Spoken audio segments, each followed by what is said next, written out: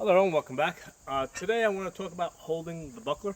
The two most common methods that we'll see in practice and that we also see in historical artwork is either the holding it flat or they have it off to the side. Okay, and there's benefits to doing it either way. So we're going to kind of go through that. Okay, so if you're striking and you're holding the hands together, I mean you get good hand coverage. All right, as you're striking around, get good hand coverage, but you're also getting a lot of strength because if I plan to come in and make a strong bind, I want to get my hands together because from here I'm in a position to use the two as one basically. So when I'm fighting like this, I'm basically using this sword and buckler as a two-handed sword. Okay, so when you look at this, right, you have the weaker the sword, the stronger the sword, and the strongest part of the sword. Okay, so when I'm fighting, if I find myself in a position like this, I'm either pressing or being pressed, and I'm looking for strength. Okay, so I'm looking to do a wind, and a thrust. There's a good chance there might be grappling from that position, but that's a very strong position to be in, where your hands are together. And that's kind of intuitive. Let me grab a large shield.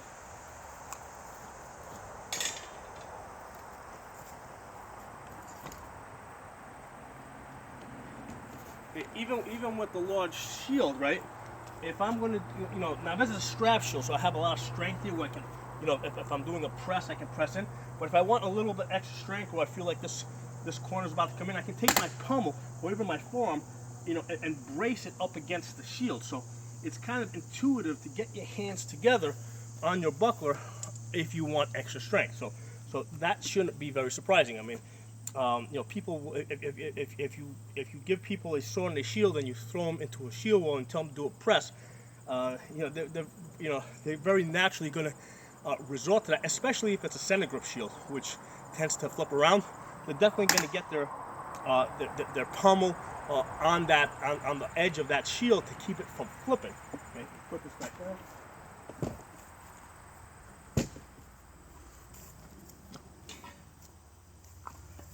So for me, keeping the buckler like this, that's basically giving me extra strength. Okay, and that's usually if I expect to close in, if I expect to do a wind, if I expect to press or be pressed.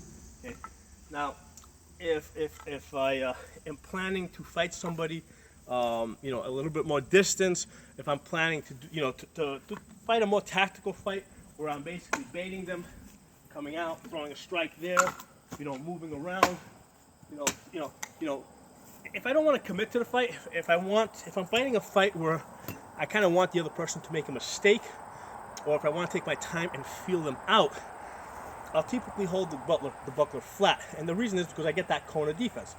As I hold the buckler like this, you can see a lot less of my body. If I hold it sideways like this, now you see a lot more of me. Okay, so this gives better coverage, and I'm still able to protect my hand as I cut around, because basically the hilt is back here. So I'll do it sideways so you can see.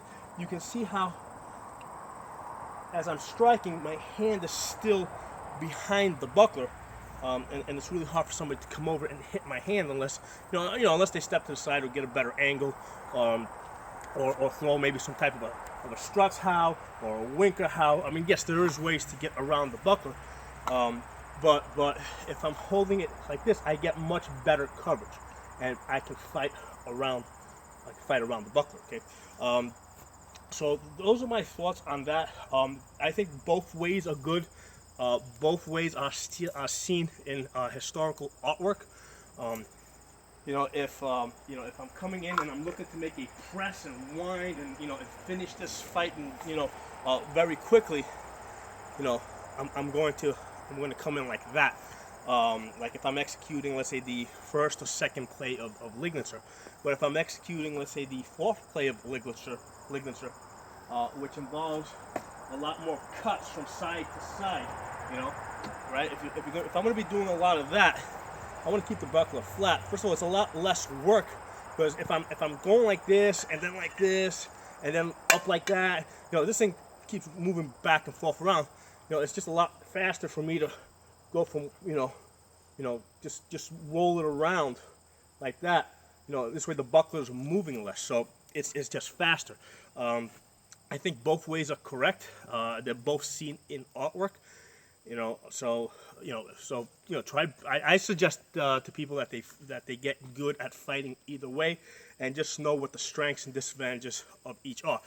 Keeping the hands together is stronger. Okay, keeping the buckler flat provides you more coverage. So if you guys got any feedback, comments, please post them in the comment section.